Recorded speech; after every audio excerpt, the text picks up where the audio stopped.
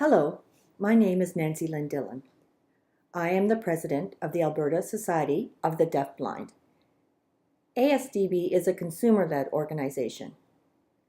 Our membership is comprised of deafblind, hard of hearing blind, low vision deaf, low vision hard of hearing, and deafblind plus other disabilities, for example, cognitive or developmental delays.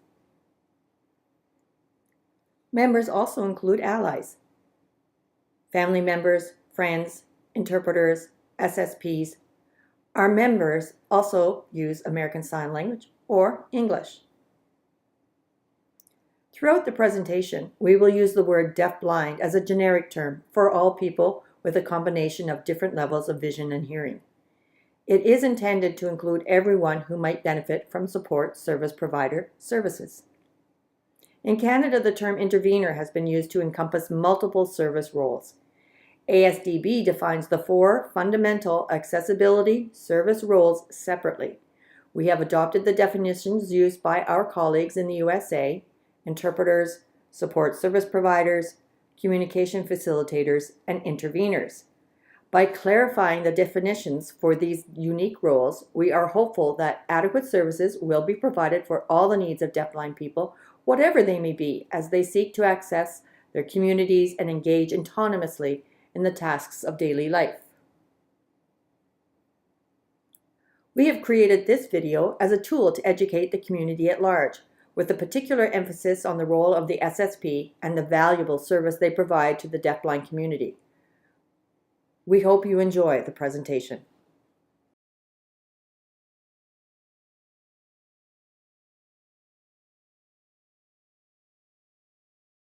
Hello, I am Kevin Culp, and I will be your narrator for this presentation.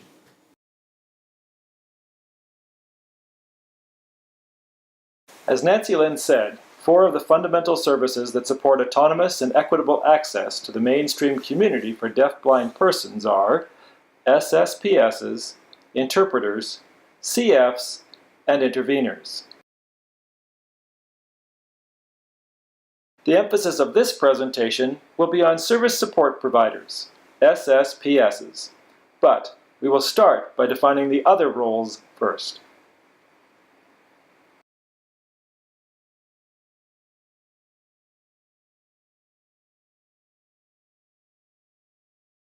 We'll begin with interpreters. Interpreters have graduated from college or university interpreter education programs where students study interpreting and translation theory, ethical foundations, and cross-cultural awareness, among other important topics.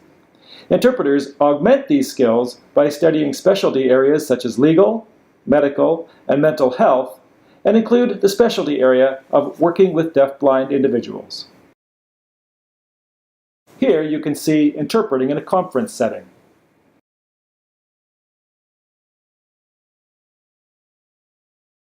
Interpreters working with deafblind persons provide the following principal functions at an assigned event or appointment: interpretation of spoken or signed information using the deafblind individual's preferred language and communication technique, for example, small frame or hand-over-hand.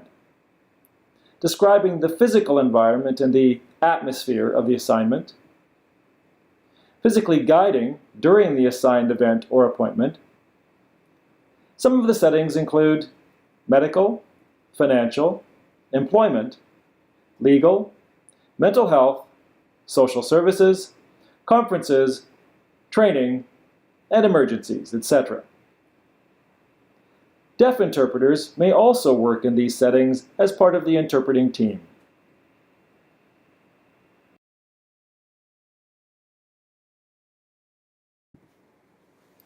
Interpreters also work with hard-of-hearing blind non-signing persons to facilitate communication in the aforementioned settings.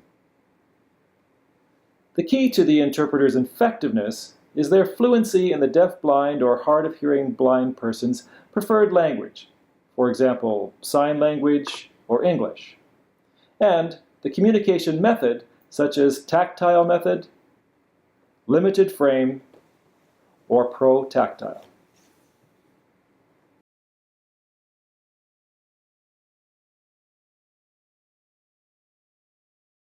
Now that we have defined interpreting, we will now turn to the work of communication facilitators, CFs.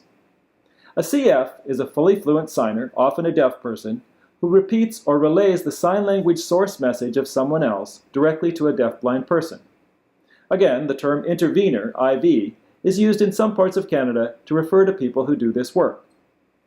The services of a CF are used when the deafblind person is attending a meeting, event, or is engaged in a video call where the other speakers or participants are communicating in American Sign Language. Or they may be attending a meeting or event where the presenter's spoken English is being interpreted into ASL. This is an example of a banquet of a deaf organization where CF services are being provided. In this setting, no one is speaking English.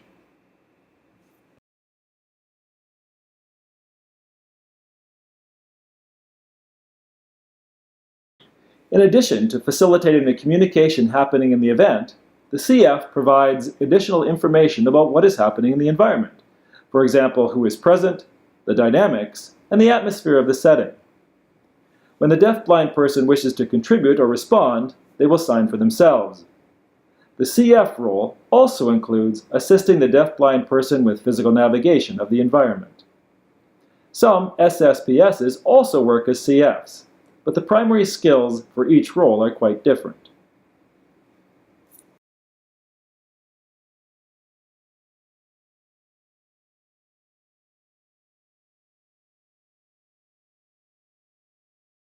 Briefly, we will touch on the role of the intervener, IV. As mentioned earlier, in many parts of Canada, the role of the intervener is defined very broadly. For this presentation, we are using its more limited definition, focusing on the educational setting. Interveners, IVs, work in the K-12 educational system and possibly preschool early childhood intervention programs. The intervener mediates the visual, intellectual, educational, and social environments, as well as the auditory environment for deafblind children and students. The IV also acts as a guide, assisting the student with physical navigation of the environment. Key to the intervener's effectiveness when working with young deafblind children is being able to fluently model language and use various communication methods that are accessible or perceivable to the child. This stimulation and teaching is to support the child's individual developmental milestones of language emergence and acquisition, leading to effective two-way communication and successful educational outcomes.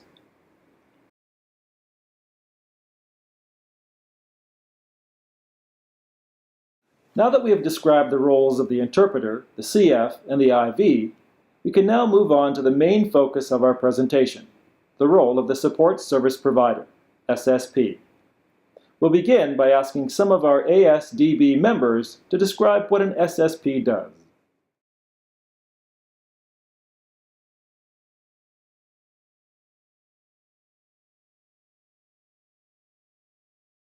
SSP. It means Support Service Provider. So it's a person who guides the deafblind person wherever it is that they need to go.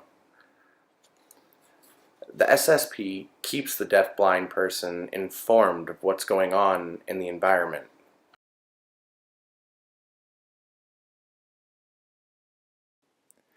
They empower me to do the things I want to do, while at the same time remaining neutral and non-judgmental.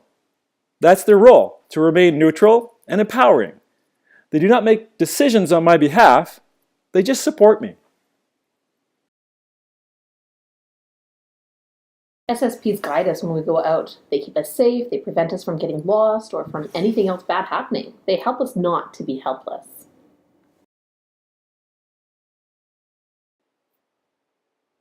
With a communication facilitator, I can use the phone or video technology to talk to my friends or anyone else I want to contact. The SSP guides the deafblind person, provides information about what's going on. They read to us. They really do function as our eyes. So we really need ongoing services. It's important. SSPs help us make lists. They help us read papers and books because we're not able to read print. Also, support service providers will help us to read forms because we're not able to see that information. They can help explain it to us and fill out the form. SSPs also help guide us to the bus and make sure that we're getting on the right bus. I think SSP is super important just because they help me get around in the community, and I feel less isolated because of it. And I'm able to get information so that I know what's going on in the world around me. The SSP will tell me who's around, what's going on in the environment.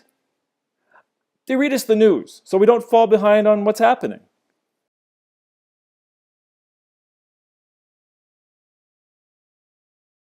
SSPs allow me to be involved in different activities to keep me busy. So for example, like going swimming or going shopping, going to the bank, even things like eating out, that kind of thing.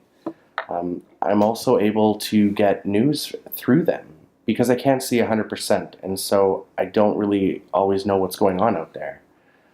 So SSP really just keeps me updated with current events and what's happening. That's why it's so important to me. They assist with grocery shopping, going to the bank, to doctor appointments, the gym, hockey games. SSP services are exactly what we need to get out and around and do everything we need to do. It's awesome.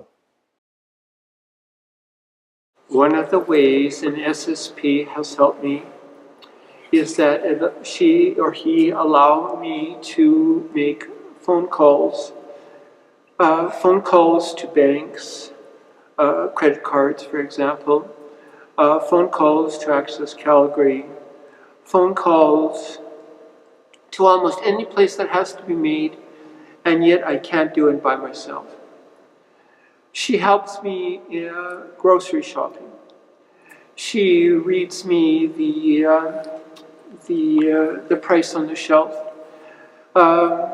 She takes me to the proper shelf to find what I need. She helps me at the cashier. She voices over what the machine tells me is the total. In the corner of the screen, you will see SSP services in action, with Celine doing her grocery shopping and Ryan doing paperwork. To expand on what was said by our members about what SSPSs do, the SSP works with or for blind persons as they do their personal errands, tasks, appointments, or activities. This is done in a manner that leads and enables the deaf-blind person to be as independent as possible. The SSP at all times empowers the deaf-blind person to make their own decisions, keeping in mind the safety of everyone. The SSP must maintain a courteous and respectful relationship with the deaf-blind person and behave in a professional manner. When using the services of the SSP, the deaf-blind person will determine the priorities of what they wish to focus on. The SSP takes their direction from the deaf-blind person. The two overarching responsibilities of the SSP are to provide safe navigation and guiding while traveling, and to continuously provide information about the environment. Therefore, the SSP must be fluent in the language and communication preferences of the deaf-blind person, and the SSP must understand how to guide deaf-blind people in various environments, while walking, using escalators or elevators, in busy areas, malls, on buses or transit, or on busy sidewalks, while also considering weather and seasonal factors like snow, ice, puddles, and wind, etc.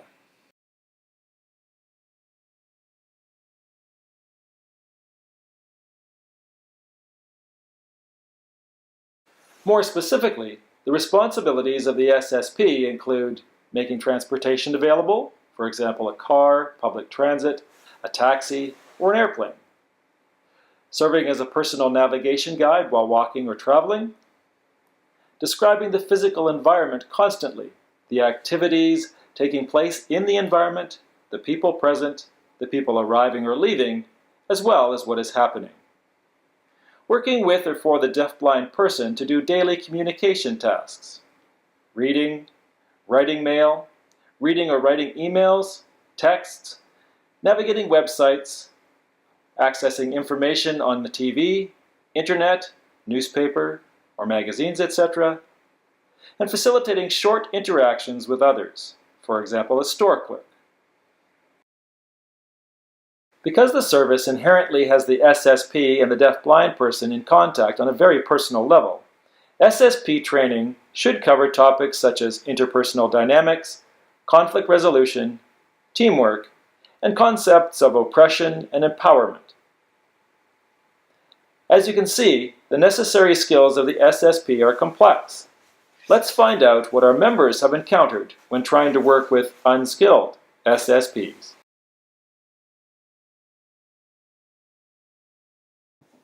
One time, the SSP led me right into a puddle of water. She was apologetic, we both laughed, but my foot was soaked.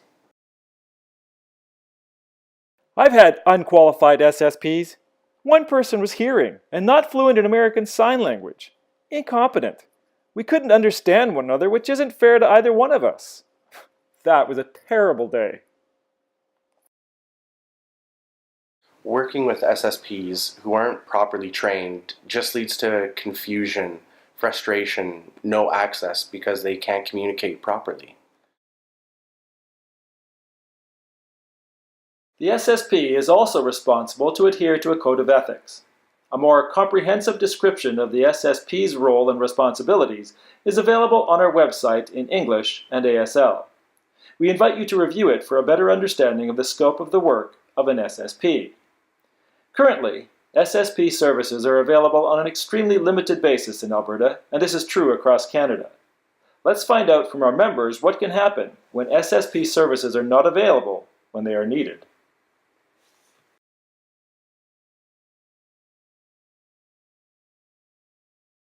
Helplessness one feels when one is invited to a wedding reception, and yet one knows if I go, I just sit there like a bump of log. And the result is I don't go. The cutoff from a social gathering,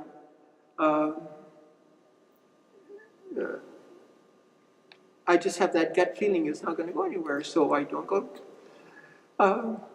I've lost deadlines, 30 days notice there's an error on my credit card.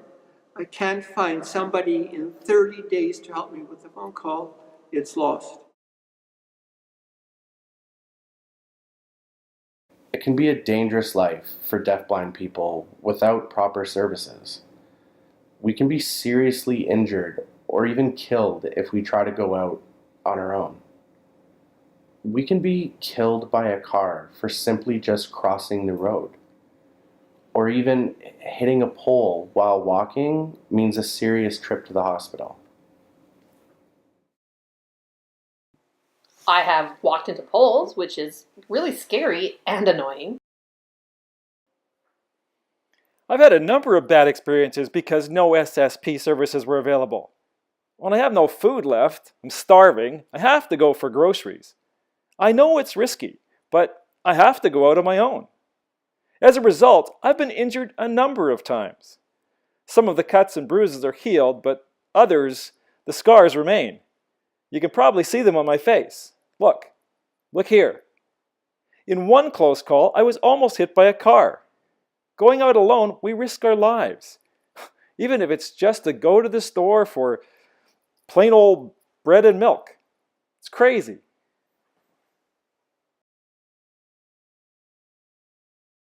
Well, sometimes I can see well enough to get around, but I can't make out what's happening in traffic on a busy road. I never know if it's safe to cross. It's just so dangerous. I'm scared something will happen, so I don't even try. For most of us, going to the neighborhood store is practically the safest thing we can do in a given day. But as you can see from these stories, the consequences for deaf-blind people to take that same ordinary trip can be dangerous, in fact, life-threatening. Shouldn't such a task as going to the store be as safe for all of us? ASDB believes such accessibility to our communities can be, and must be, made available through SSP services. Finally, let's ask our members how they would feel about the prospect of no SSP services.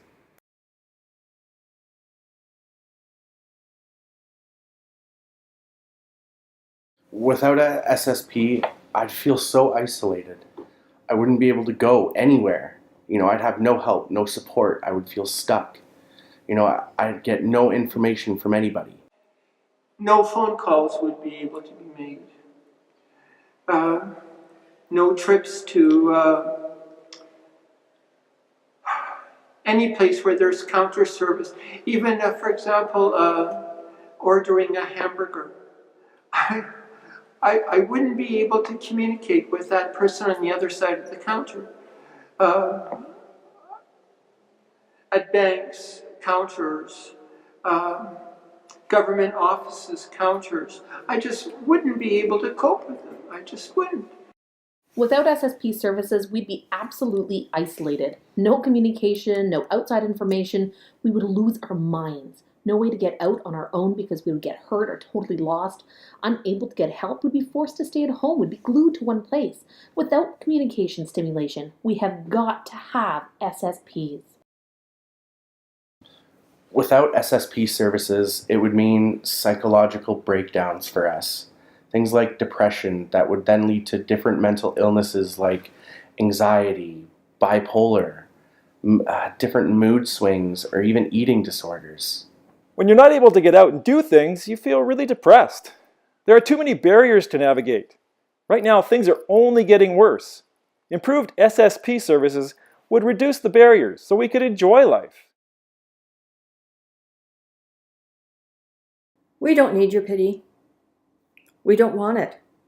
We're able to do things on our own, independently, just like you. We have hobbies, pets, people we love and take care of. For example, you can see, here, Rita, making supper independently in her own home. Like everyone in the community, deafblind people are defined by multiple identities. We are students in the K-12 system. We go to college and university. We work, indeed, we could be your boss. We are artists, scientists, academics, teachers. We are volunteers and we take on leadership roles. Many of us are parents and we provide for and we take care of our families. We too have LGBTQ members in our community. So you can see that we reflect the same identities and diversity that exist in mainstream society. But in order to live independently and to access the broader community, we need SSP services. Now, let's go back to Cheng. Imagine a life with no information, no communication, no interaction whatsoever with the environment, absolutely no means to get out of the house. It means deaf-blind people would be trapped in a very dark world, and that's not good for them, and it's not fair. Deaf-blind people deserve the same quality of life as everybody else. Deaf-blind and SSPs together unite as a team to provide greater accessibility, a better quality of life for deaf-blind people that is safe, secure, satisfying, and equal to others.